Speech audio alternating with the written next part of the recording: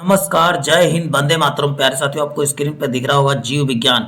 जीव विज्ञान मैं आपको बता दूं कि वन शॉट में करवाने चैप्टर वाइज, जैसे जीव विज्ञान की शाखाएं कोशिका, पोषक तत्व, रुधिर, उसके बाद में मानव रोग और पाचन तंत्र, उत्सर्जन तंत्र, तंत्रिका तंत्र, अंतःस्रावी यकृत, सबको मैं एक वीडियो में कंप्लीट कराने वाला हूं प्यारे साथियों।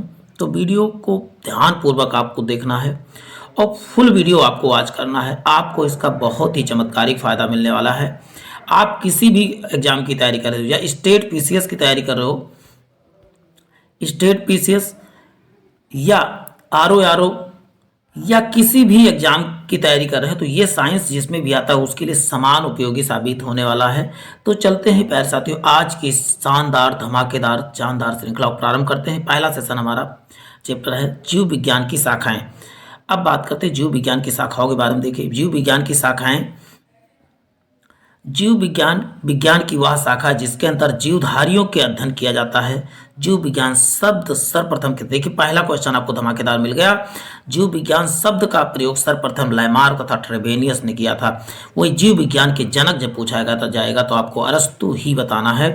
और कब किया था प्रयोग, तो आप बताओगे 1801 में किया गया था। अब बताओ जीव विज्ञान भाग एक में जंतु विज्ञान, वनस्पति विज्ञान, दूसरा क्या वनस्पति विज्ञान। अब बात करते हैं अरस्तु को जंतु विज्ञान का क्या जनक, जबकि जो है वनस्पति विज्ञान का जनक किसे, थियोफ्रेस्टस को कहा जाता है। ठीक है, वनस्पति विज्ञान का जनक किसे, थियोफ्रेस्टस को, जबकि हिप्पोक्रेटस को चिकित्सा विज्ञान का जनक। देखिए इन तीनों को तो जरूर, तीन लोगों को जरूर याद करना, हिप्पोक्रेटस को चिकित्सा विज्ञान, और वनस्पति विज्ञान का थियोफ्रेस्टस, और जंतु विज्ञान या जीव विज्ञान का जनक आप बताओगे अरस्तु या एरिस्टोटल कहा जाता है। अब बात करते हैं कुछ शाखाओं के बारे में बात कर लेते हैं। एपी कल्चर के अंदर किसका अध्ययन, तो बताओ मधुमक्खी पालन का अध्ययन, जबकि सेरी कल्चर के अंदर रेशम कीट का पालन, और पीसी कल्चर के अंदर मत्स्य पालन का अध्ययन। पीस के मछली, बढ़िया मसाला पीस के मछली बनाएंगे। रेशम सेरी, एपी मधुमक्खी, एपी शहद, शहद उत्पादन का भी एपी कल्चर का कहा जाए क्योंकि मधुमक्खी से ही शहद मिलता। एंथोलॉजी, एंथोफूलो, देखिए इसमें औ का मात्रा यहाँ पर भी दिख रहा है और यहाँ फूलों में भी जो है एक औ का मात्रा, कैसे ना करके आप रिलेट कर लिया कीजिए। एंथोलॉजी फूलों का अध्ययन, जबकि एंटमोलॉजी कीटों का अध्ययन, ऑर्निथोलॉजी पक्षियों का अध्ययन, वही पेलियोंटोलॉजी मीन्स होता है, आप बताओगे जीवाश्मों का अध्ययन कहलाता था है।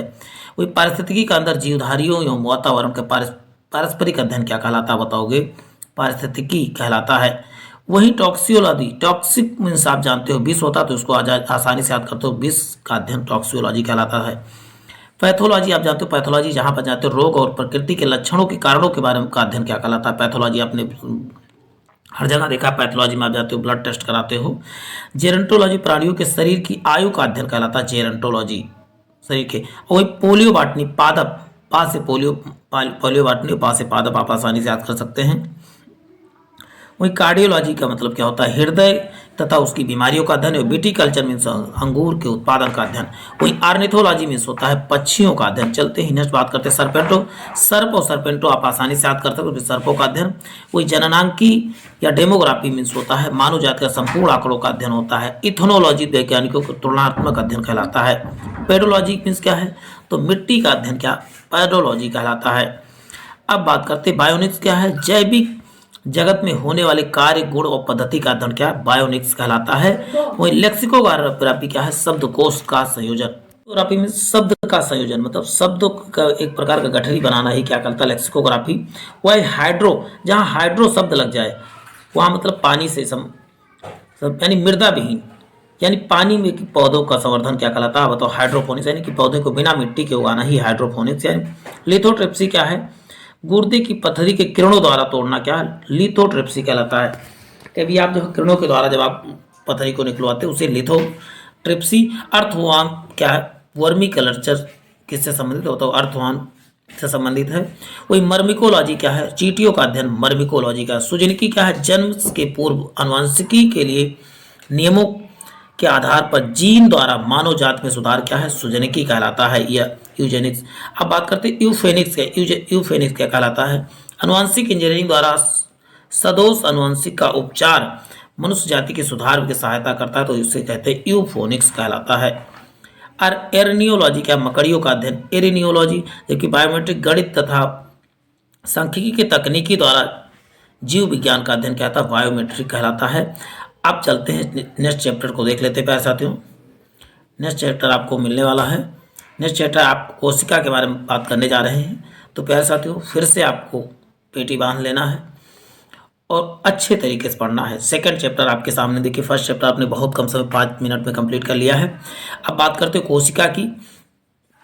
कोशिका जैसे घर की सबसे छोटी इकाई कह सकते हो ईंट होती है, वैसे कोशिका शरीर की सबसे छोटी इकाई होती है किसी जीवित शरीर की। कोशिका जीवन की संरचनात्मक यानी स्ट्रक्चरल या कार्यात्मक इकाई। देखिए फंक्शनल, स्ट्रक्चरल या फंक्शनल इकाई क्या है, फंक्शनल इकाई किसे आप बताओ। कोशिका की खोज किसने किया था, तो बताओ रॉबर्ट हुक ने किसकी खोज की थी, तो कोशिका की खोज किया था। अब बात करते हैं, लेकिन ये मृत कोशिका की खोज इन्होंने किया था। अब बात करते हैं सबसे छोटी कोशिका माइकोप्लाज्मा गैलोसेप्टिकम है और ये एक प्रकार और क्या है, जीवाणु की है। जबकि सबसे बड़ी कोशिका का तंत्रिका कोशिकाएं इसमें यहाँ पर लिखना था सबसे बड़ी कोशिका, यहाँ तंत्रिका कोशिका नहीं, यहाँ कहते शुतुरमुर्ग के अंडे की। सबसे बड़ी कोशिका किसकी है, तो शुतुरमुर्ग के अंडे की है। ये चीज़ है बड़ी कोशिका। अब वैसे मनुष्य के शरीर की सबसे लंबी कोशिका आप बताओगे, तंत्रिका कोशिका। ये चीज़ सबसे लंबी कोशिका क्या है, तंत्रिका कोशिका। यहाँ पर ऑस्ट्रिच तो लिखा है इंग्लिश में, लेकिन हिंदी में यहाँ शुतुरमुर्ग के अंडे की होती है। और सबसे लंबी कोशिका क्या होती है, तो आप बताओगे शुतुरमुर्ग के नहीं, सॉरी, तंत्रिका कोशिका, नर्व सेल सबसे लंबी, पूरे शरीर में इसका विस्तार होता है। अब कोशिका के निम्न भाग के बारे में जान लेते हैं। सेल वॉल कोशिका भित्ति इसे कहा जाता है। कोशिका भित्ति केवल पादप में पाया जाता है। अब ऐसे याद करो, पेड़ों में ही केवल खुरदुरा पार्ट पाया जाता है, ऐसे याद करने का तरीका है। तो खुरदुरा वाला पार्ट मान लो कि कोशिका भित्ति होती है। कोशिका भित्ति केवल पादप में उपस्थित होता है, जीव जंतुओं में नहीं उपस्थित होता है। जंतु कोशिकाओं में इसका अभाव होता है। मुख्यतः सेलुलोज की बनी थी। कौन, आप बताओगे कोशिका भित्ति किसकी, सेलुलोज की बनी थी। कागज भी क्या किसका बना होता है, तो सेलुलोज का ही बना होता है। दुनिया में सबसे ज्यादा क्या पाया जाता है, सेलुलोज ही पाया जाता है। कोशिका भित्ति कोशिका अंगों की सुरक्षा प्रदान करता है, यानी निर्जीव पदार्थों में सुरक्षा कौन प्रदान करता है, आप बताओगे कोशिका भित्ति यानी सेल वॉल प्रदान करता है। आप बताना सुरक्षात्मक इकाई क्या है, बताओगे तो कोशिका भित्ति या सेल वॉल ही है। अब बात करते हैं राइबोसोम। राइबोसोम को प्रोटीन की फैक्ट्री कहा जाता है। ये प्रोटीन का निर्माण करता है, संश्लेषण करता है, इसीलिए इसको प्रोटीन की फैक्ट्री के नाम से जाना जाता है। अब माइटोकॉन्ड्रिया की बात करते हैं। या कोशिका के ऑक्सीकरण इसी से होता है। इसमें डीएनए, आरएनए तथा राइबोसोम कहाँ पर पाए जाते हैं, बताओ माइटोकॉन्ड्रिया में। माइटोकॉन्ड्रिया को कोशिका का ऊर्जा गृह कहा जाता है, यानी पावर हाउस ऑफ सेल किसे कहते हैं, आप बताओगे माइटोकॉन्ड्रिया को। जबकि बात करते हैं एटीपी यानी एडेनोसिन ट्राइफॉस्फेट के अणुओं के रूप में ऊर्जा को कौन उत्पन्न करता है, तो बताओगे माइटोकॉन्ड्रिया ही करता है एटीपी के रूप में। अब बताओगे एक एटीपी किसके, तो 38 जो है एटीपी बराबर जो है एक ग्लूकोज बनता है। अब बात करते हैं गाल्जी काय के बारे में बात करते हैं। गाल्जी काय क्या है, यह कोशिका के अणुओं का यातायात प्रबंधक यानी ट्रैफिक मैनेजमेंट का किसे कहा जाता है, ट्रैफिक प्रबंधन किसे कहा जाता है, बताओगे गाल्जी काय या गाल्जी बॉडी को कहा जाता है। वहीं लाइसोसोम को क्या कहा जाता है, आत्महत्या की थैली किसे, तो आप बताओ लाइसोसोम। जो जितना जरूरी है मतलब शॉर्ट नोट है एक प्रकार का, बहुत मजा आएगा इसको पूरा नोट्स देख लेते हैं आपको। जीव द्रव्य प्रत्येक कोशिका में कोशिका झिल्ली के अंदर पाया जाने वाला अर्ध पारदर्शक चिपचिपा एवं तरल पदार्थ है। इसमें कार्बनिक अकार्बनिक पदार्थ पाए जाते हैं। अब बात करते हैं कोशिका झिल्ली, यह अर्ध पारगम झिल्ली, इसका कार्य जो है अणुओं का परिवहन करना। अब यही बात करते हैं ये किसका बना होता है, कोशिका झिल्ली लिपिड और प्रोटीन की बनी होती है। क्या कोशिका झिल्ली बनी होती है, लिपिड तथा प्रोटीन। ये चीज़ आपको यहाँ पर नोट जरूर करते चलना है। अब बात करते हैं, देखिए इंपॉर्टेंट चीज़ें इसमें बात हो गई। अब थर्ड चैप्टर के बारे में बात कर लेते हैं। थर्ड चैप्टर आपके सामने क्या है, पोषक तत्व न्यूट्रिएंट्स आ रहा है। इसको भी आपको उतना ही ध्यानपूर्वक देखना जितना आपने प्रीवियस 2 पार्ट को देखा है, 2 चैप्टर को देखा है। पोषक तत्व न्यूट्रिएंट्स की बात करें, रासायनिक संगठन के आधार पर पोषक तत्व के प्रकार के बारे में जान लेते हैं। जैसे कार्बोहाइड्रेट, प्रोटीन, वसा, जल, खनिज लवण और विटामिन, ये क्या है आप बताओगे, न्यूट्रिएंट्स में आते हैं पोषक तत्व के।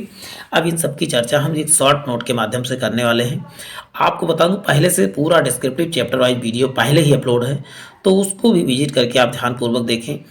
इनमें से जल व खनिज तत्व अकार्बनिक होते हैं, और शेष क्या होते हैं, कौन कौन कार्बनिक हैं, जल और खनिज तत्व किसमें अकार्बनिक अंतर्गत आते हैं, जबकि शेष क्या है कार्बनिक के अंतर्गत आते हैं। ये चीज़ें आपसे आप जानते हो वसा है, प्रोटीन है, कार्बोहाइड्रेट है और विटामिन, ये सब कार्बनिक के अंतर्गत आते हैं। कार्बोहाइड्रेट, वसा ऊर्जा उत्पादन पदार्थ है। अब ऊर्जा किससे शरीर को मिलता है? कार्बोहाइड्रेट तथा वसा से मिलता है। ये चीजें दोनों आपको याद करना। शरीर की मरम्मत और निर्माण का कार्य कौन करता है? तो आप बताओगे प्रोटीन क्या करता है? शरीर में मरम्मत तथा निर्माण का कार्य प्रोटीन का है। जबकि विटामिन व खनिज तत्व जो है रोगों को बचाव कौन करते हैं? आप बताओ कि खनिज तथा विटामिन क्या है? रोगों से रक्षा करने का काम करते हैं। अब बात करते हैं कार्बोहाइड्रेट की, बात कर लेते हैं। ये कार्बन, हाइड्रोजन, ऑक्सीजन, देखिए विटामिन, कार्बोहाइड्रेट, इन सबके डिस्क्रिप्टिव वीडियो पहले ही चैनल पर अपलोड है, तो उसको विजिट करके जरूर देखें। अब बात करते हैं कार्बन, हाइड्रोजन और ऑक्सीजन का अनुपात क्या होता है? 1:2:1 में होते हैं। अब बात है ये ऊर्जा के प्रमुख क्या होते हैं? स्रोत होते हैं। शरीर में ऊर्जा की आवश्यकता 50 से 70% कौन करता है? आप बताओ, कार्बोहाइड्रेट ही करता है की पूर्ति करते। प्रमुख स्रोत क्या है? गेहूं, चावल, आलू, शकरकंद, बाजरा, फल, दूध आदि। अब 1 ग्राम कार्बोहाइड्रेट में 4.1 कैलोरी ऊर्जा प्राप्त होती है। तो आप बताएंगे कार्बोहाइड्रेट से 4.1 किलो कैलोरी ऊर्जा क्या मिलती है? अभी मैं सभी बात, अब देखिए कार्बोहाइड्रेट हमारे शरीर का लगभग 1% भाग बनाते हैं। कार्बोहाइड्रेट कितने? 1% भाग को निर्माण करते हैं। अब वही बात करते हैं, कार्बोहाइड्रेट ऊर्जा प्रदान करने वाले आर्थ्रोपोडा की बाह्य कंकाल बनाते हैं। आर्थ्रोपोडा का बाह्य कंकाल किसका बना होता है? तो आप बताओगे कार्बोहाइड्रेट। और पौधों की कोशिका जो है भित्ति का निर्माण तथा आनुवंशिक पदार्थों का निर्माण भी किससे होता है? आप बताओगे कार्बोहाइड्रेट से ही होता है। अभी यहाँ बात हुई थी कार्बोहाइड्रेट से 4.1, जबकि यदि कहा जाए वसा में कितना, तो 9.1 कैलोरी ऊर्जा मिलती है। जबकि आप बताओ विटामिन से किसी प्रकार की भी कोई भी ऊर्जा नहीं प्राप्त होती है।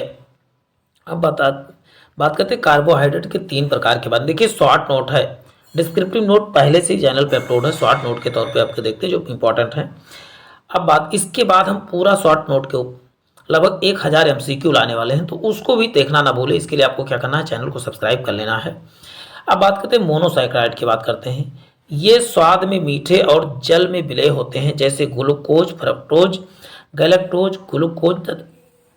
और इसका अणुसूत्र क्या होता है?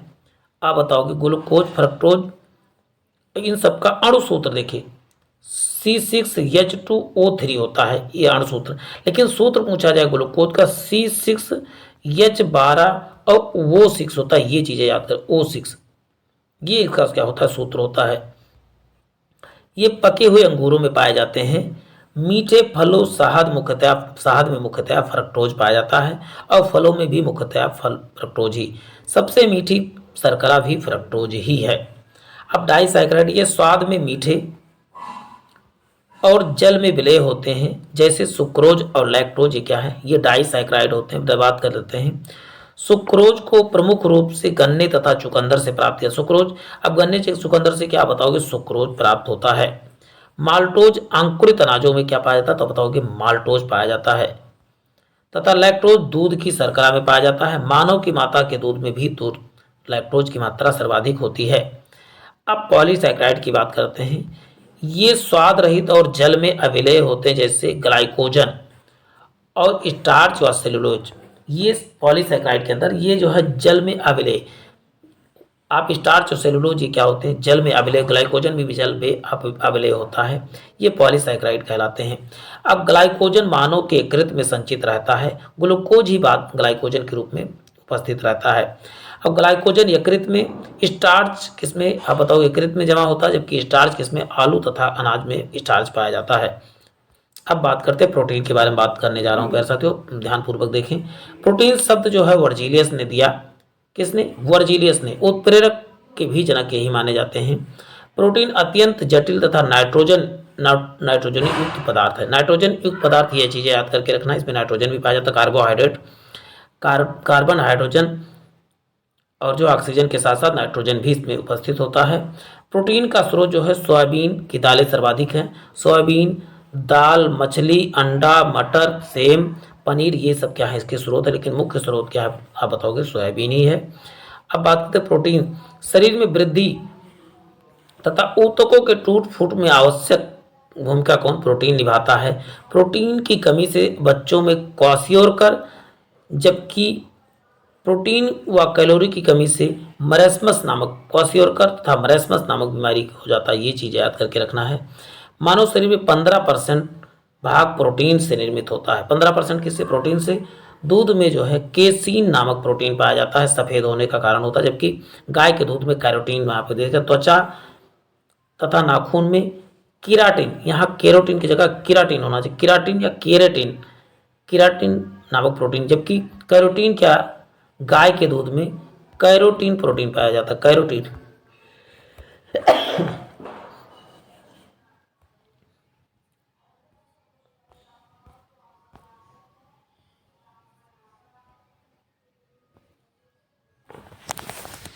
बने रहे प्यारे साथियों थोड़ा सा।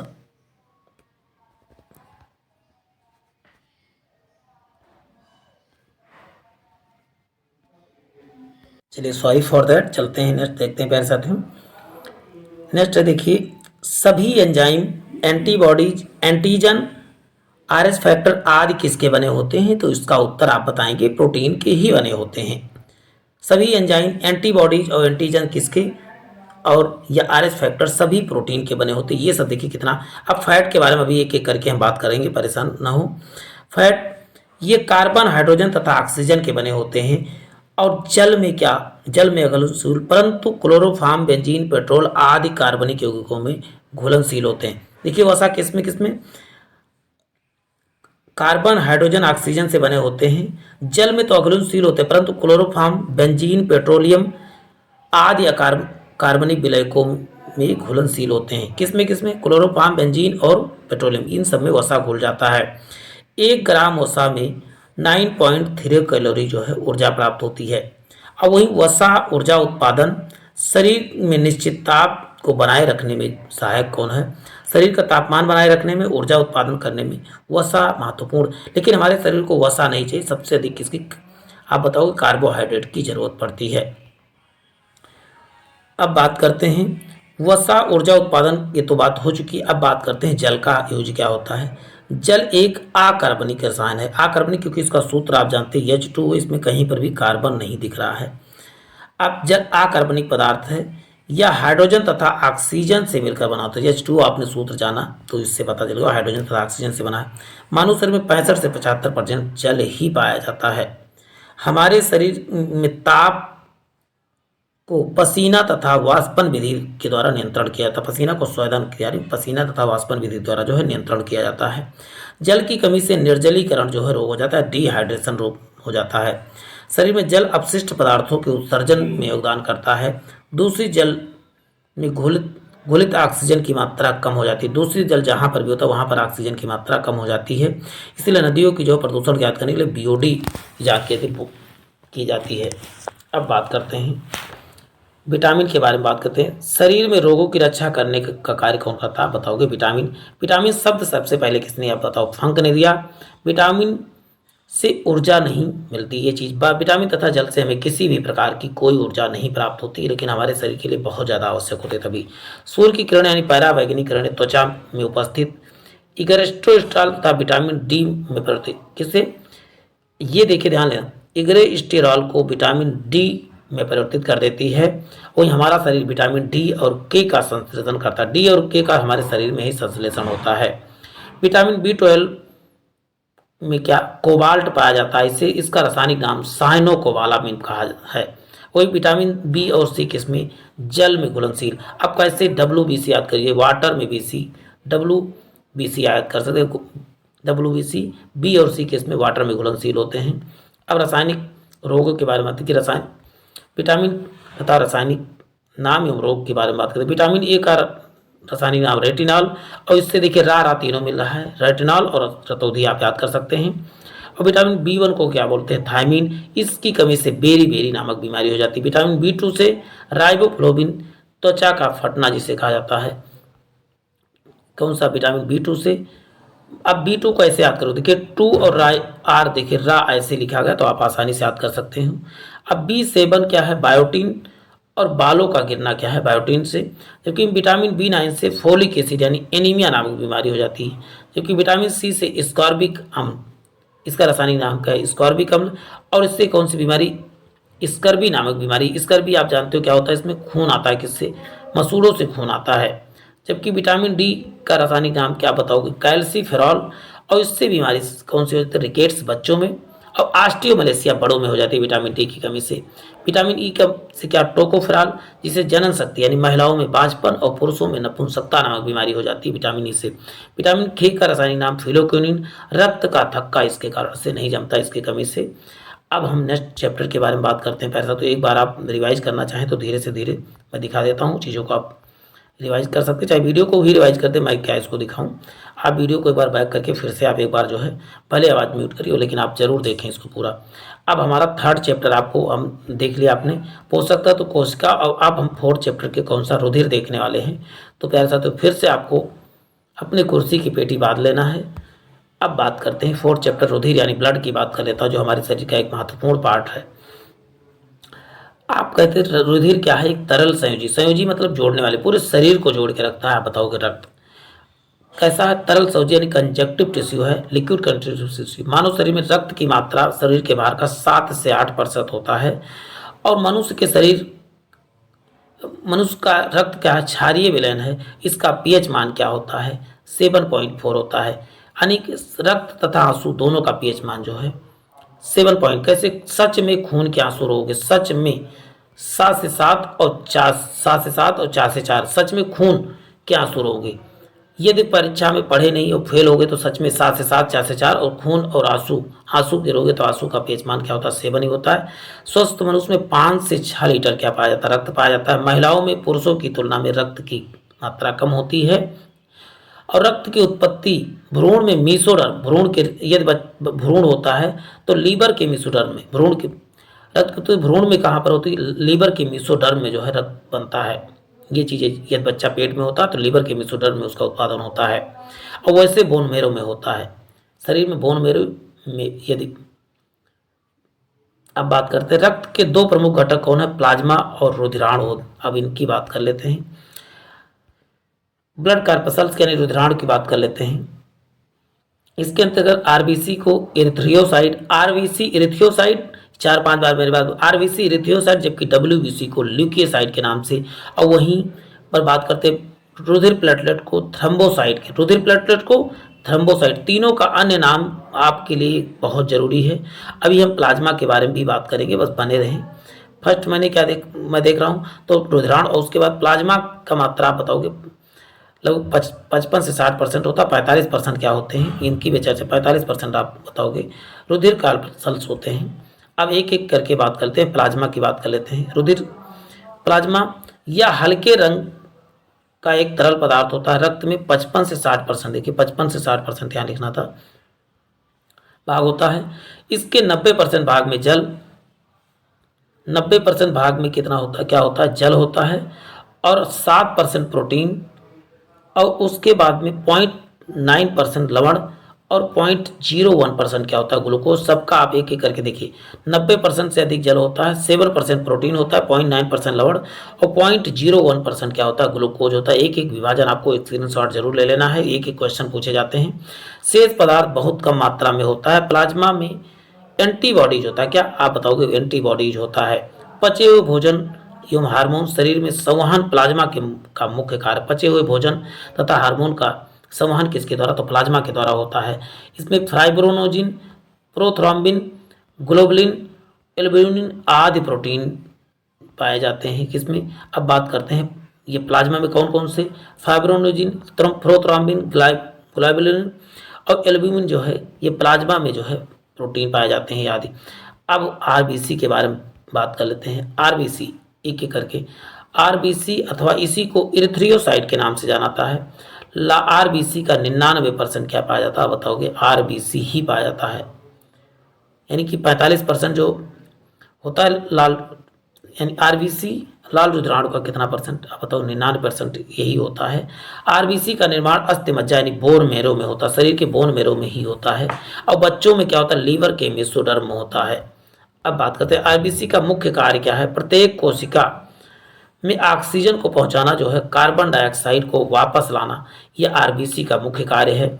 आरबीसी का जीवन काल लगभग कितना, 120 दिन आरबीसी का मुख्य कार्य होता है। आरबीसी में केंद्रक नहीं होता, किंतु ऊंट तथा लामा या कहते खरगोश में केंद्रक उपस्थित होता है। ये अपवाद है, ये चीज़ याद करना है। ऊंट तथा मनुष्य के आरबीसी में केंद्रक नहीं होता, लेकिन ऊंट तथा लामा में केंद्रक क्या पाया जाता है। आरबीसी की संख्या हीमोसाइटोमीटर के द्वारा नापी जाती है। किसकी, हीमोसाइटोमीटर के द्वारा। जबकि आरबीसी में क्या, हीमोग्लोबिन पाई जाती है। प्लीहा को आरबीसी का कब्रगाह कहा जाता है। कहाँ पर आरबीसी मरता बताओगे, प्लीहा में, या स्प्लीन या तिल्ली इसी को कहा जाता है। अब हम डब्ल्यूबीसी की बात करने वाले हैं। डब्ल्यूबीसी, इसका निर्माण अस्थि मज्जा में होता है, जबकि इसकी मृत्यु कहाँ, प्लीहा में। अब बताओ डब्ल्यूबीसी का निर्माण किससे, अस्थि मज्जा में, लेकिन मृत्यु कहाँ, प्लीहा में होता है। देखिए आरबीसी का निर्माण वहीं पर होता था, कहाँ पर, अस्थि मज्जा में। इसका मुख्य कार्य रक्त को थक्का बनाने में कौन कार्य करता है, तो बताओ डब्ल्यूबीसी रक्त का थक्का जब बनाने में, यानी इसी डब्ल्यूबीसी को ल्यूकोसाइड में का नाम से जाना जाता है। इसमें केंद्रक नहीं होता, यह केवल मनुष्य व अन्य स्तनधारियों के रक्त में ही पाया जाता है।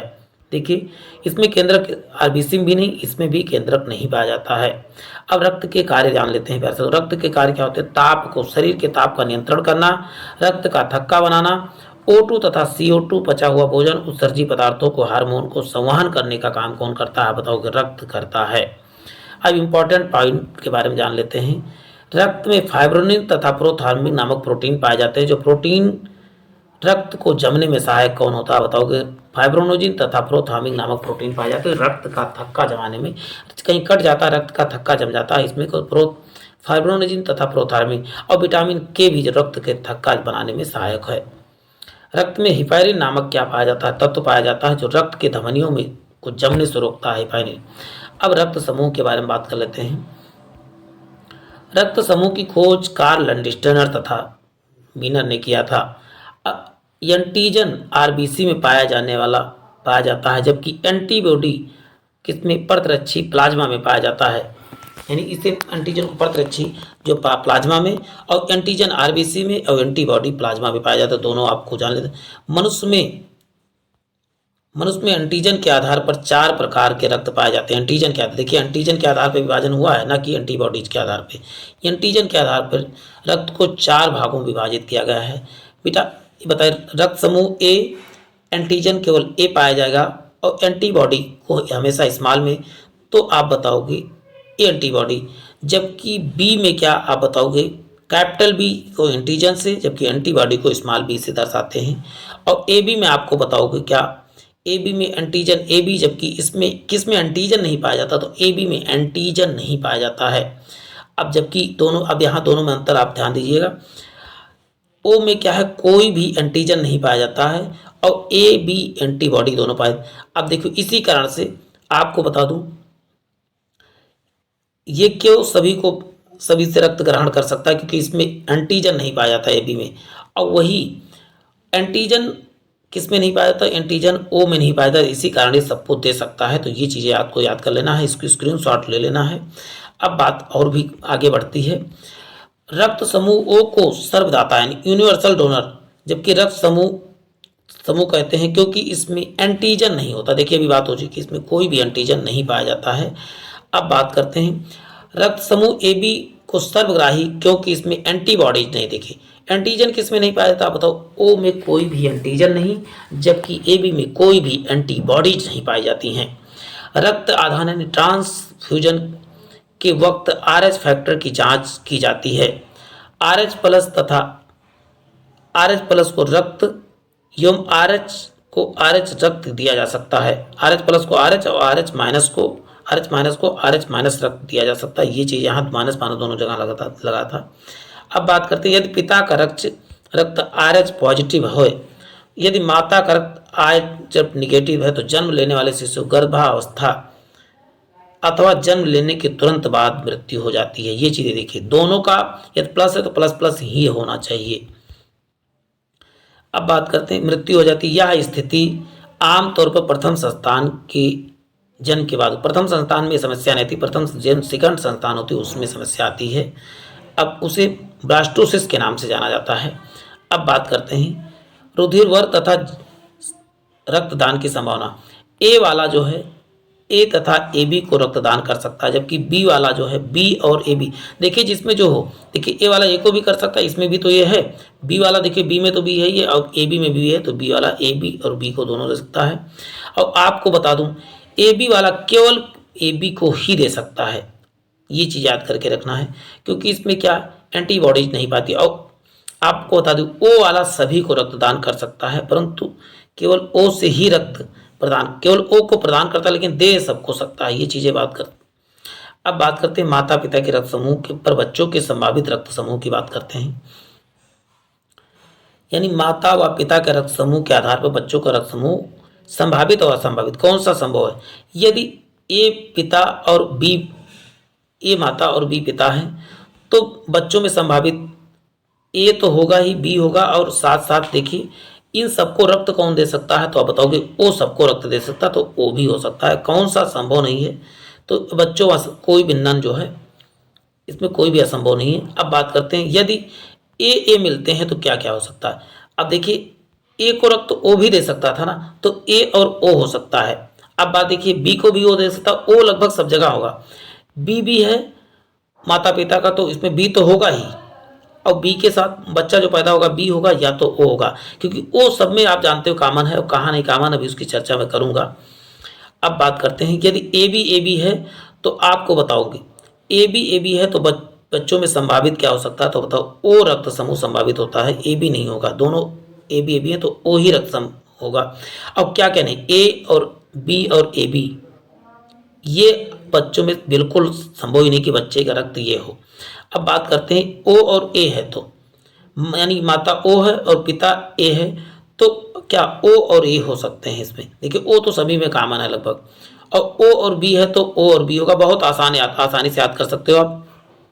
अब देखिए यहाँ पर आगे बढ़ती है बात, यदि ओ और बी है तो ओ और बी ही होगा, ए और बी। अब जो नहीं है यहाँ पर दो रिजर्व हो गए, और कौन बचे, तो ए और ए बी बचे, तो ए और बी, ए बी यहाँ पर असंभव है, नहीं हो सकते हैं।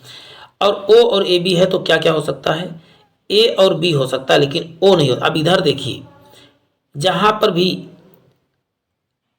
ओ और ए बी आएंगे तो वहां ओ नहीं हो सकता, आप जानिएगा, क्योंकि ओ जो है किसी से रक्त नहीं ले सकता है, ये चीजें, और असंभव ओ और ए बी होगा, ये चीजें याद कर लेना है आपको। और ए बी है तो यहाँ पर ए भी हो सकता है, बी भी हो सकता है, ए बी, लेकिन यहाँ पर ओ नहीं हो सकता।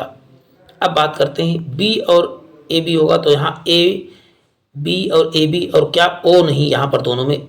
जहाँ पर देखिए ओ, यहाँ पर आप देखिए यहीं इसके बाद थोड़ा खेल होता है, इसको आपको ध्यान दे देना है, आपको चीज़ें आसान हो जाएंगी। अब कुछ चीज़ें और देख लेते हैं। माता और पिता किसी एक या दोनों का रक्त समूह ओ होने पर संतानों में ए बी रक्त संभव अनुपस्थित होगा, ए बी नहीं हो सकता कभी, ये चीज़ याद कर लेना है। माता पिता में से किसी भी दोनों का रक्त समूह ए बी होने पर रक्त समूह जो है ए बी होने पर संतानों में ओ रक्त समूह नहीं होगा। अब ये चीजें एक एक कॉन्सेप्ट आपने देख लिया। अब बात करते हैं नेक्स्ट टॉपिक की। न देखिए हमने कौन कौन से 4 टॉपिक कर लिए हैं, अब 5वें पे बात आ रही है मानव रोग। मानव रोग के बारे में बात कर लेते हैं। मानव रोग यानी ह्यूमन डिजीज, आप चौथा चैप्टर देखिए, 5वां चैप्टर आप आधे घंटे हो गए, आधे घंटे में आपने 4 चैप्टर, उसके बाद देखिए आने वाले आधे घंटे में 1 घंटा से 100 घंटा वीडियो पूरा आप बायोलॉजी कंप्लीट होगा। एक सब्जेक्ट की आपको का मैं हेडक बिल्कुल ख़त्म करने वाला हूँ मात्र एक वीडियो में। तो चलते ही शरीर में किसी भी भाग, किसी भी अंग तंत्र में जब असामान्यता उत्पन्न हो जाती है, उसी को क्या कहते हैं, रोग कहा जाता है। मतलब अपना कार्य जब सही से नहीं कर रहा होता, उसी को क्या कहते हैं, रोग कहते हैं। वह जो जीव जो रोग उत्पन्न करते हैं उन्हें क्या, रोगाणु कहा जाता है। देखिए कि चीज़ें आपको मजा आने वाली है, बस आप बने रहें। रोग तथा प्रकार और कारण के बारे में जान लेते हैं। एक पहला संक्रामक रोग, यानी इसे बोलते हैं इन्फेक्शियस डिजीज। जीवित जीवाणुओं जैसे जीवाणु, कवक, विषाणु, प्रोटोजोआ आदि कारण होते हैं, जैसे टीबी, टाइफाइड और हैजा आदि। उसके बाद संक्रामक रोग का फैलाव दूषित भोजन, दूषित जल, वायु, मक्खी, मच्छर आदि के द्वारा फैलते हैं। ये बीमारी संक्रामक बीमारी किसके द्वारा, आप बताओगे। दूषित भोजन, दूषित जल, वायु, मक्खी, मच्छर के द्वारा ये फैलते हैं।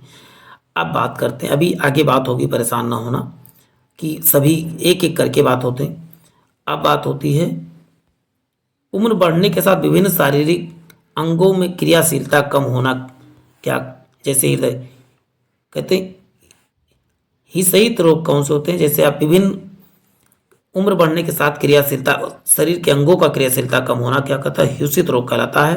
अब तक हीनता जन या कमी के कारण रोग जो होते हैं, जैसे आप बताते हैं विटामिन डी की कमी से रिकेट्स नामक बीमारी, विटामिन ए की कमी से रतौंधी, विटामिन बी कमी से रतौंधी, यानी कि हीनता जन मतलब किसी प्रोटीन या विटामिन की कमी से जो बीमारी होती है हीनता जन कहते हैं। एलर्जी वाले अत्यधिक संवेदनशीलता के कारण जो होता है एलर्जी नामक बीमारी होती है। कैंसर, अनियमित ऊतकों की वृद्धि, अभी देखिए कि करके चीज़ें बहुत आसानी, बहुत चीज़ें देखने वाले, बस बने रहिए। अब अनुवांशिक रोग कौन से, अनुवांशिक कारकों के कारण होते हैं, जैसे हीमोफिलिया यानी कि माता पिता से ट्रांसफर होते हैं। वर्णांता भी एक प्रकार की अनुवांशिक बीमारी है। अब बात करते हैं सामाजिक रोग कौन से हैं, तो मदिरापन और नशाखोरी एक प्रकार की सामाजिक बीमारी, समाज से फैलता है।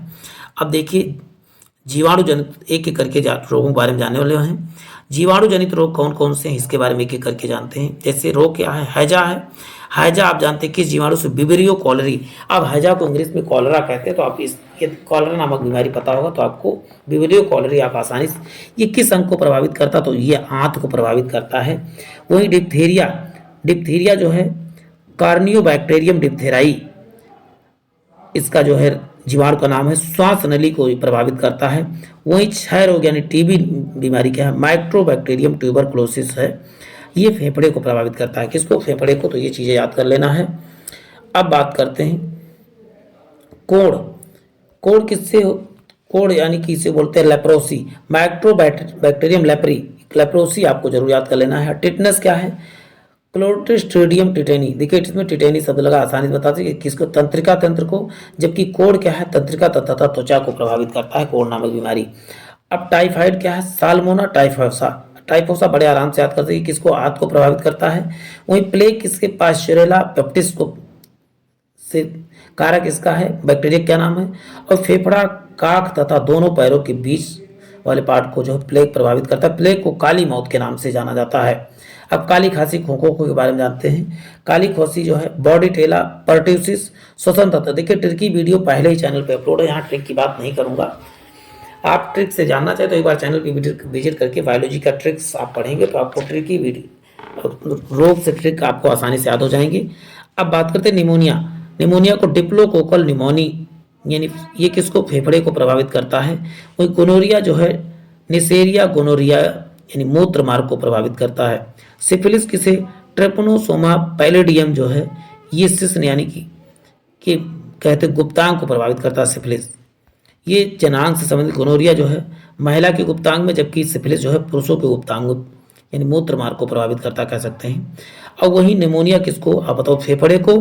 काली खांसी किसको, तो श्वसन तंत्र को प्रभावित करता है। इसको आप इन सब का एक बार मैं दिखा देता हूँ, स्क्रीनशॉट लेना चाहे तो रोक के स्क्रीनशॉट ले सकते हैं। देखिए मैं फिर से दिखा रहा हूँ सबको, स्क्रीनशॉट आप लेते जाइए, फिर इसका भी स्क्रीनशॉट ले लीजिए। अब बात करते हैं वायरस से होने वाली बीमारी। वायरस से कौन से, यड्स आप सभी लोग जानते हैं, ये प्रतिरक्षा तंत्र को प्रभावित करता है, जबकि रेबीज किसे, केंद्रीय तंत्रिका तंत्र को, सेंट्रल नर्वस सिस्टम को प्रभावित करता है। जबकि पीलिया किसको, यकृत यानी लीवर को प्रभावित करता है। जबकि पोलियो क्या, केंद्रीय यानी नर्वस सिस्टम को प्रभावित करता है, पोलियो। अब आगे बात करते हैं हेपेटाइटिस बी या कोई भी हेपेटाइटिस किसको, यकृत को। जबकि मेनिंजाइटिस माँ से, मेनिंजाइटिस माँ से मस्तिष्क। और चेचक किससे, मुख्यतः किसे, त्वचा को ही प्रभावित करता है। इंपॉर्टेंट फैक्ट के बारे में जान लेते हैं। देखिए गंजापन बीमारी आप जानते हैं टीनिया पिटिस नामक कवक से फैलता है। गंजापन, टीनिया पिटिस, ये देखिए दोनों याद कर लेना है। अब बात करें दादा की जगह दांत समझें। दांत जो है ट्राइकोफाइटॉन नामक कवक के कारण फैलता है, बताओ दांत। और गंजापन, दाद, खाज, खुजली, ये सब कवक के द्वारा फैलने वाले बीमारी। देखिए कवक भी से फैलने वाले, खाज यानी खुजली है, स्कैरस इसके बीच कवक से फैलता है। अब वही बात करते हैं कवक या फंगस से होने वाले दाद, खाज, दमा, एथलीट फूट। अब यहाँ पर गंजा, दमाद, खाए फ्रूट याद करो, गंजा, दमाद, खाए फ्रूट। देखिए गंजा से गंजापन, दाद से दाद, दमा से दमा, और दा से दाद, और खा से खाज, और ए से एथलीट फूट, खाए फ्रूट। ए से क्या हो जाएगा, एथलीट फूट हो जाएगा, इनको आपको याद कर लेना है। अब दमा की बात करते हैं। दमा किससे, एस्पेरजिलस फ्यूमिगेटस नामक कवक से फैलता है। तो प्यारे साथियों, अब नेक्स्ट आपने 5 चैप्टर देख लिया, अब हम बात करते हैं 6 चैप्टर कौन सा है। आप बताओगे, छठा चैप्टर है पाचन तंत्र यानी डाइजेस्टिव सिस्टम की बात होने जा रही। फिर से आपको इत्मीनान से बैठ जाना है, पानी वगैरह पीना चाहें तो पी सकते हैं। अब लगभग वीडियो आपकी पहुंच गई 40। बहुत जल्द ही हम 4 चैप्टर, और छठा चैप्टर तो शुरू ही हो गया है, 4 चैप्टर अभी 20 से 25 मिनट में 4 चैप्टर को और कंप्लीट कर लेते हैं। भोजन की पाचन में संपूर्ण प्रक्रिया 5 अवस्थाओं में होती है। कौन कौन सी अवस्था है, पहले अवस्था को बोलते हैं अंतर्ग्रहण यानी इंजेक्शन, दूसरा पाचन यानी डाइजेस्टिव, और तीसरा क्या है, अब्जॉर्प्शन या अवशोषण, और क्या है चौथा है जिसे स्वांगीकरण कहते हैं। अभी सबके बारे में एक एक करके जानेंगे। एस्मिलेशन, और चौथा मल प्रत्याग यानी लास्ट प्रक्रिया क्या होती है, आप बताओगे डिफॉर्मेशन। और पहला क्या होता है, अंतर्ग्रहण, जो आप जिसे मुख में लेते हो उसे बोलते हैं, मुख में खाना लेते हो उसे बोलते हैं अंतर्ग्रहण। जब आप छोटी आदमी से पाचन शुरू, फिर उसके बाद अवशोषण, फिर स्वांगीकरण, और स्वांगीकरण के बाद क्या आता है आप बताओगे, एसिमिलेशन, और फिर आपका आता है मल प्रत्याग। सब एक एक करके बात करते हैं। अंतर्ग्रहण इंजेक्शन, भोजन को मुख गुहा में ले जाना अंतर्ग्रहण कहते हैं। मुख में लेते हो भोजन को, उसी को अंतर्ग्रहण कहा जाता है। मुख्यतः पाचन क्रिया निम्नलिखित अंगों द्वारा संपन्न होता है, जैसे मुख गुहा यानी मुख हो गया, फिर उसके बाद में कहते हो ग्रास नली, इसी को बेसोफेगस कहा जाता है। भोजन की नली जो होती है मुख से जुड़ी होती है। उसके बाद फिर अमाशय में जाता है, उसके बाद छोटी आंत में, उसके बाद बड़ी आंत में, उसके बाद मलाशय और गुदा से बाहर निकल जाता है। ये प्रोसेस मुख्यतः इन सबको जान लेना, पहले मुख से, फिर उसके बाद जो पाचन की नली है उससे, फिर उसके बाद अमाशय में छोटी नात, फिर बड़ी आंत, और उसके बाद मलाशय के द्वारा हम इसको भोजन को निकाल देते हैं। अब बात है भोजन के अवशोषण।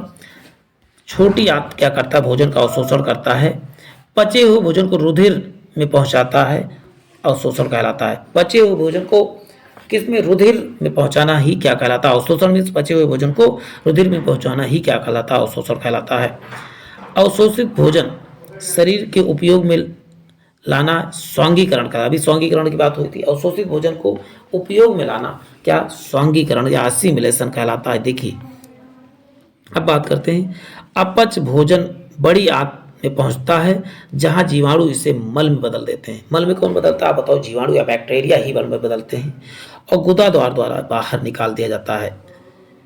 आप देखिए पांचों को फिर से मैं आपको दोहरा देता हूं। पहला, आपने जब मुख में भोजन डाला उसे क्या बोलते हैं, अंतर्ग्रहण। पेट में गया उससे पाचन, अवशोषण, उसके बाद पेट में उससे क्या बोलते हैं, प्रोटीन विटामिन छोटी आंत से अलग कर लिए गए, आप बताओगे तो अवशोषण। और उसके बाद में इसमें प्रोटीन विटामिन का यूज कर लिया गया स्वांगीकरण, और उसके बाद में बाहर निकाल दिया गया गुदा द्वार से, उससे मल प्रतिक्रिया। 4-5 पार्ट आपने देख लिया है, क्या क्या है इसमें, आप आसानी से पांचों को जान सकते हैं। अब बात करते हैं शरीर में एंजाइम क्या क्या वर्क है। देखिए टाइलिन या लार में पाया जाने वाला, या भोजन में मंड या माल्टोज, मंड को किसमें, माल्टोज या कहते हैं मंड का पाचन या स्टार्च का पाचन कहाँ प्रारंभ होता है, तो बताओगे शरीर मुख में ही प्रारंभ हो जाता है। पेप्सिन अमाशय के जठर ग्रंथियों से स्रावित होता है, या प्रोटीन, पास से प्रोटीन और पास से पेप्सिन। प्रोटीन के पाचन में कौन सहायक बताओ, पेप्सिन है। और ट्रिप्सिन भी प्रोटीन के साथ, और किसको, प्रोटीन को किसमें, प्रोटेन्स में बदल देता है।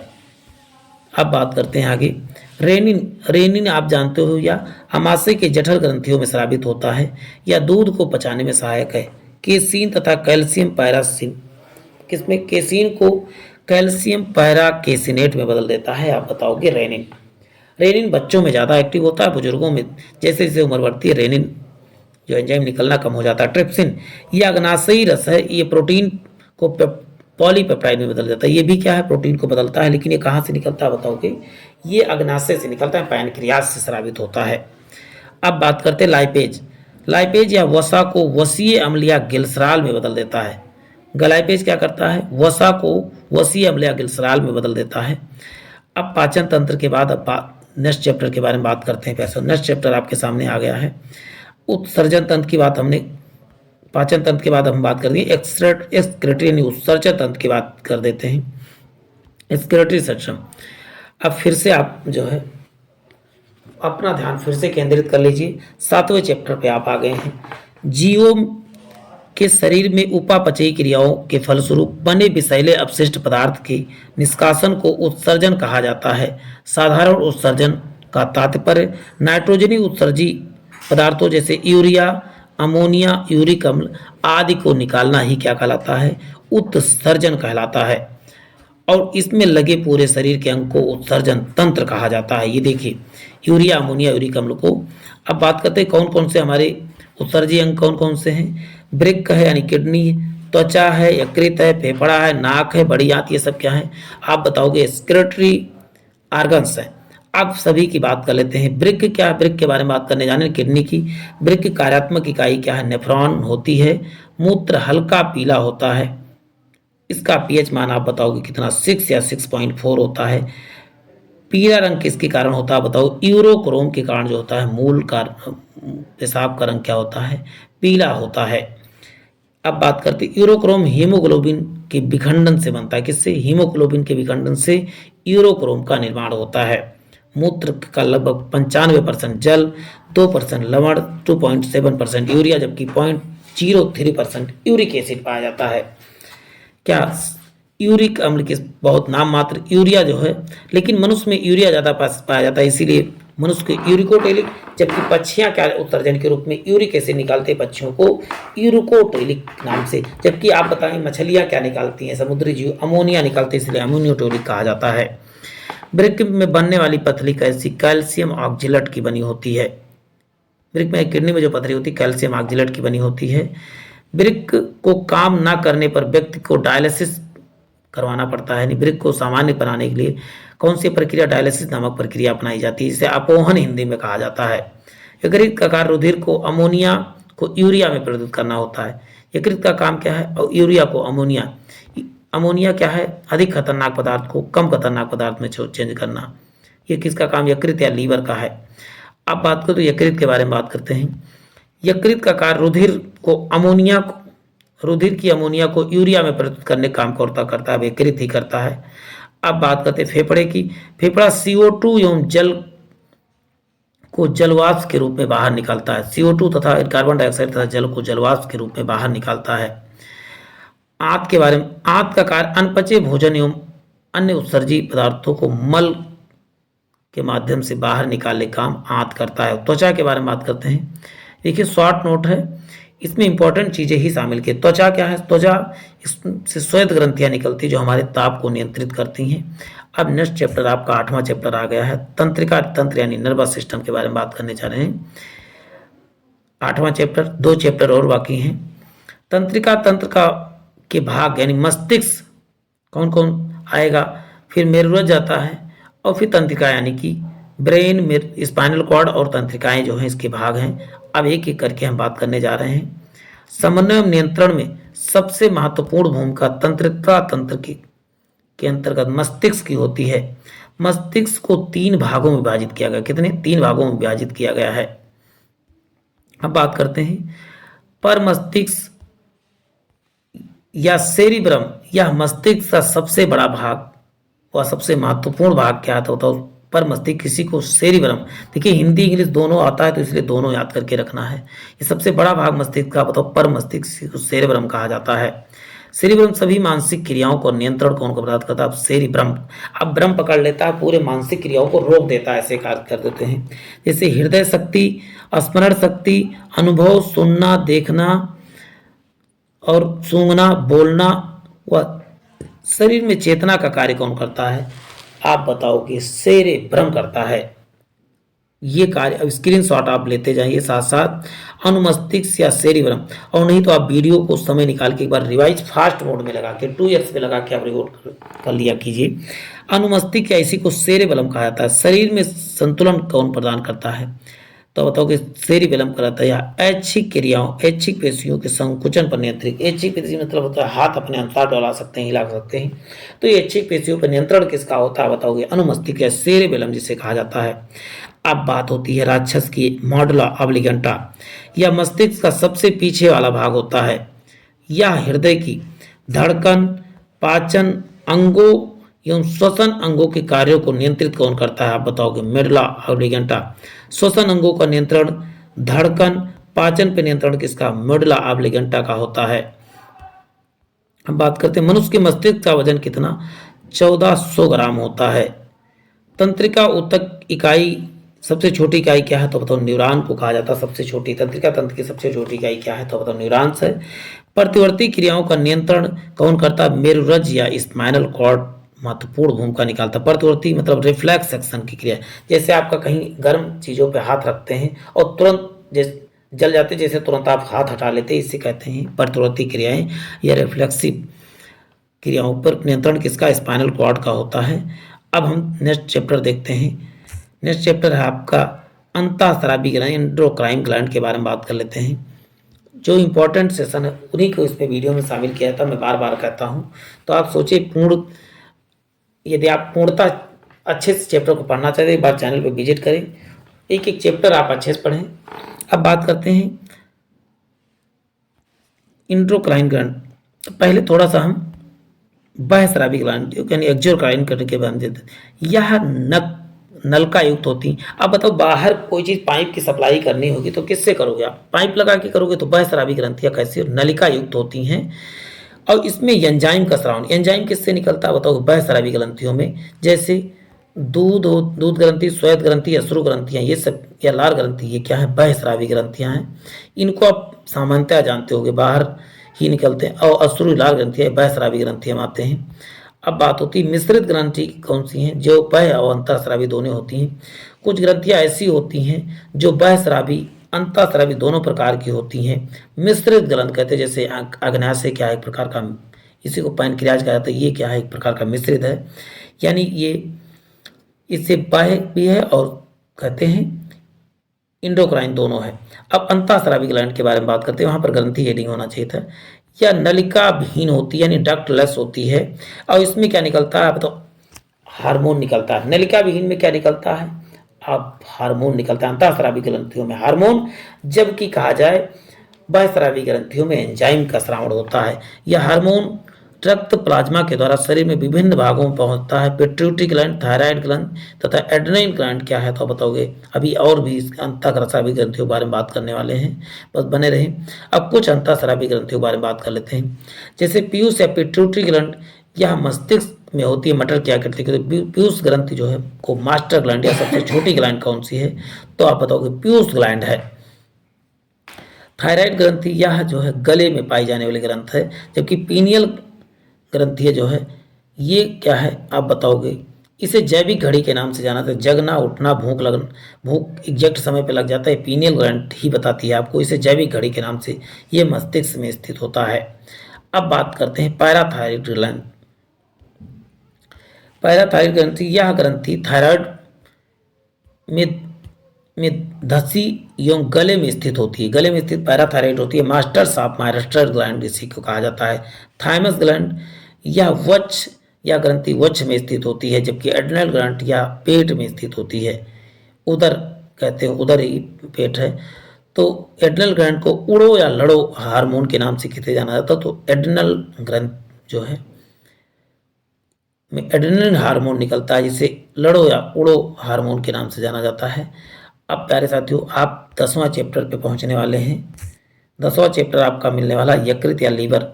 लीवर हमारे शरीर का बहुत ही महत्वपूर्ण अंग है, इसकी चर्चा हम सब करने वाले हैं। देखिए वीडियो अभी बहुत ज़्यादा नहीं हुआ, 53 मिनट का हुआ है। यकृत मानव शरीर की सबसे बड़ी ग्रंथि है। मानव के शरीर की सबसे बड़ी ग्लैंड क्या है? आंतरिक ग्रंथ। आप बताओ यकृत है। इसका भार 150 से 2 किलो होता है, यानी 1.5 kg से 2 kg तक होता है। अब बात करते हैं यकृत में आवश्यक से अधिक शर्करा कार्बोहाइड्रेट ग्लाइकोजन रूप में संचित हो जाए। यकृत में जो आवश्यकता से अधिक कार्बोहाइड्रेट या ग्लाइकोजन जो शर्करा जो होते हैं किसके? ग्लाइकोजन के रूप में जो है यकृत में जमा हो जाते हैं।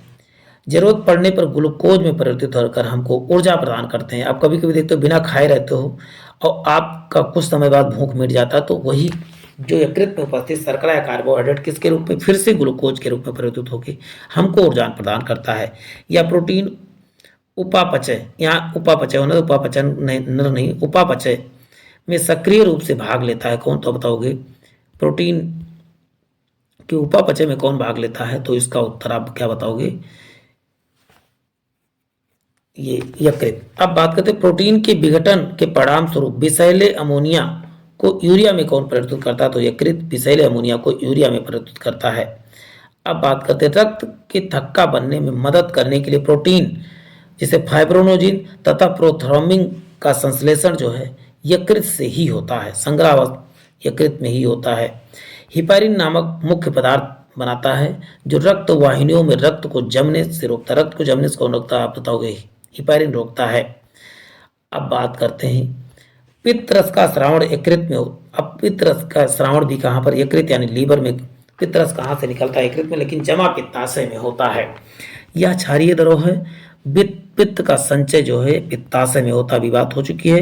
विटामिन ए और विटामिन डी भी कहाँ पर, आप बताओ, तो यकृत में ही संचित होते हैं। यदि आवश्यकता से अधिक ग्लूकोज रक्त में आ जाए तो ग्लाइकोजन के रूप में परिवर्तित कर देता है। यह क्रिया ग्लाइकोजेनेसिस कहलाती है। क्या, ग्लाइकोजेनेसिस कहलाती है। ये चीजें याद कर लेना है। पीलिया एवं हेपेटाइटिस रोग जो है यकृत ही प्रभावित होता है। आगे बात अभी हो रही है, प्यारे साथियों बने रहें, बहुत ज़्यादा लंबी वीडियो अब नहीं है। जब रक्त में ग्लूकोज की कमी हो जाती है तो ग्लाइकोजन में परिवर्तन ग्लूकोज में हो जाता है। यह क्रिया ग्लाइकोजेनेसिस कहलाती है। अभी आपको बता दूं 1000 से अधिक एमसीक्यू भी इसके साथ मिलने वाले हैं, तो आपको ध्यानपूर्वक उनको भी देखना है। आगे आने वाले, अभी हमने वन लाइनर और उसके बाद एमसीक्यू भी देखेंगे। भोजन में जहर से व्यक्ति की मौत होने पर पोस्टमार्टम की कौन, यकृत की जांच की जाती है। इसे वैज्ञानिक प्रयोगशाला, यकृत को वैज्ञानिक प्रयोगशाला के नाम से भी जाना जाता है। अब आपको बता दूं नेक्स्ट वीडियो जो आपको इसका मिलेगा 1000 से भी अधिक एमसीक्यू, प्रीवियस ईयर पेपर के एमसीक्यू मिलने वाले हैं। तो जिन भाई बहनों ने चैनल को सब्सक्राइब नहीं किया, चैनल को सब्सक्राइब कर लें। और आपको बता दूं यदि ये पूरा सेशन बायोलॉजी, अब नेक्स्ट हमारा जो है रसायन विज्ञान या भौतिक विज्ञान में से कोई लाऊंगा, उसको भी 1 शॉर्ट वीडियो के माध्यम से पूरा चैप्टर में करवाने वाला हूं। तो इसके लिए आपको चैनल को सब्सक्राइब करने के साथ साथ बेल आइकन जरूर दबा लेना होगा। फिर मिलते हैं प्यारे भाइयों बहनों नेक्स्ट सेशन में। जय हिंद, जय भारत।